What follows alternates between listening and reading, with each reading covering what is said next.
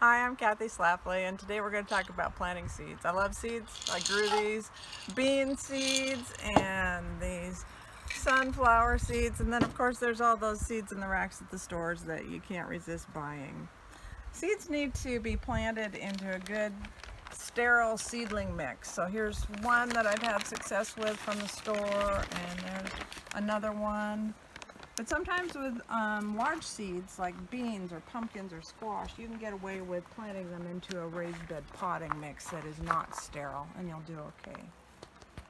There's lots of different containers to plant into. We've got your little 6-packs.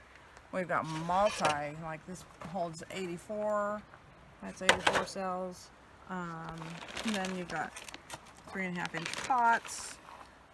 It's great to have trays to put all that in, and then a solid tray to be able to water with. So I'm going to start out by showing you about how to fill a 6-pack. A lot of people have the tendency to underfill their pots, and over time, as the seedlings grow, these pots, the 6-pack and your pots, the soil will compress. So I like to fill it up good and full, give it a good tap, and level it off. You can push it down a little bit. You don't want it to be super solid. The seed has to be able to grow down through it. So this morning we're going to plant some lettuce seed and kale and beans. And I like to use a pencil for almost everything I do out in my seed starting.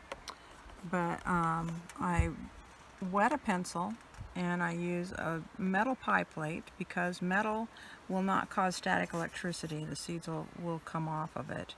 You just pick up a seed and you put it down in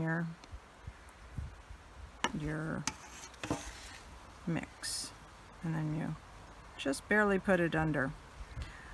Lettuce is one seed that needs to have light to germinate, and so it does not want to be put way down deep. It needs to just be right under the surface where it's getting good contact with the soil. I like to put a couple of lettuce seeds per cell so that I know that I'm getting good germination. Once I've filled that cell, I will put a plant tag on it, and that tells what the plant is and the date that I have planted it. And then I'll take it and I'll put it in the tray of water and leave it for about 15 minutes to soak up the water, and sometimes I'll spray the top. With the kale seeds, I'm going to show you a different little method of how to, if I can find it, there it is, how to get the seeds into the mix. And you take a 3x5 card and you crease it, and then very carefully pour your seeds into the card. Then you take that pencil and you roll, get the right angle here, you roll your seed out into the cell. It's a really, really quick way, once you get the hang of it, of getting those seeds into the tray. Then you go back through with your pencil, if you can see the seeds, and you just poke them down in a little bit.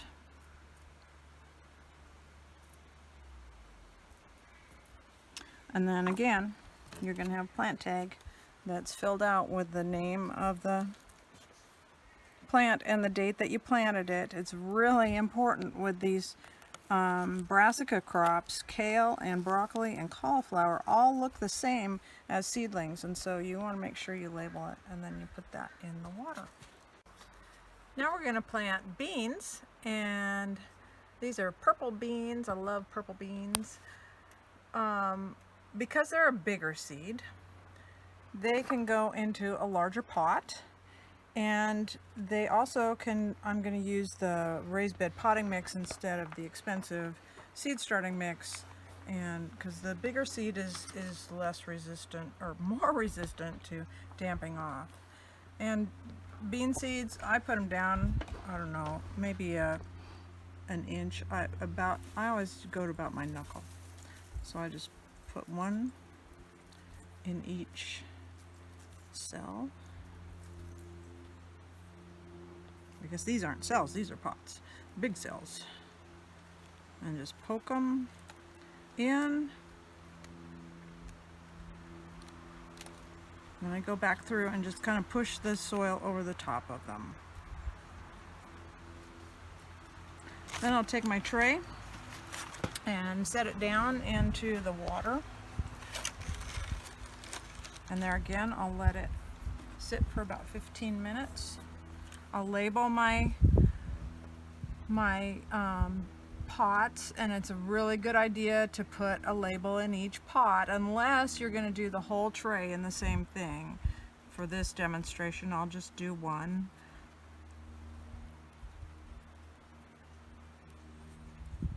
Put the date and stick that in there. Another fun thing to do with record keeping is I like to fill out a 3x5 card with and attach the package, the seed package, to the 3x5 card, and you put the what type of plant it is, the variety, how many cells were sown, and the date they were sown. You can put the date that it was up potted. You could put your fertilizer dates, the name of the seed company, any information that you want to have, and it's a great way to keep some good records, and then you can keep that in a little box and go back through later on and see how your things did. Seeds also need to have heat to germinate, so it's has given me a lot of success to have heat mats, and there's lots of sizes. There's this size that can fit just the 11/7 trays, or there's this where you can fit 2 trays on it, and then the next size up you can actually fit 4 trays. So we learned that seeds need heat and they need water to germinate, and some seeds need light. And so I have this little setup in here on a rack where we have lights set up and heat mats that can go on shelves. So I'll just pop this guy in here onto a heat mat and it'll have light. My lights are set up so that they can move up and down. I'll take this off so you can see a little bit better. And so as the seedlings come up, I can move those lights up. So that's pretty much what I do to start seeds. I hope this has helped you tremendously.